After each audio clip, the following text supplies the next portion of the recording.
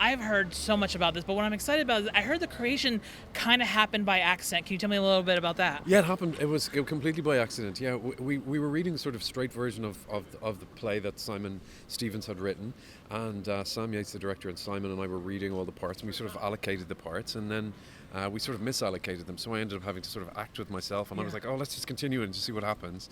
And it turns out that these two characters in the play that said that they were completely in opposition to each other, were completely different to each other. Actually, it turns out that they were when there was one voice, just sounded like a sort of an insane person talking to themselves the way we do. And so we sort of started to workshop the idea, and it sort of came from there. And the idea being that we're all much more similar to each other than we think. Once you remove the surface, you know what people say they are.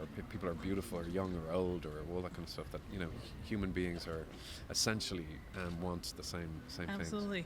It's not often with a production that you usually do rehearsal, you do the show, and then that's it. But you've had multiple times, and now for New York, going back into the rehearsal room, being able to kind of play and dive deep. Have you discovered anything new here for New York? Absolutely we have. Yeah, there's no point in just rehashing it. Correct. You want to sort of go, the last time was a huge undertaking because obviously it was playing all those huge characters, and we were working on how do you make it clear for the audience, and it was just a huge thing. And now I played it for a long time in the West End, and so you're able to sort of now just find the time and go, do you know what, I think this can be clearer, or this is going to be funnier, or this works and this doesn't. So yeah, we've definitely honed it a little bit. Yeah.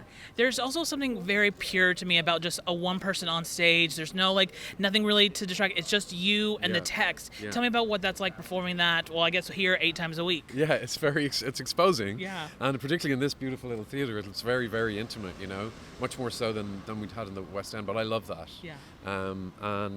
So there's nobody else for the audience to look at, and so I have to apologise in advance for that.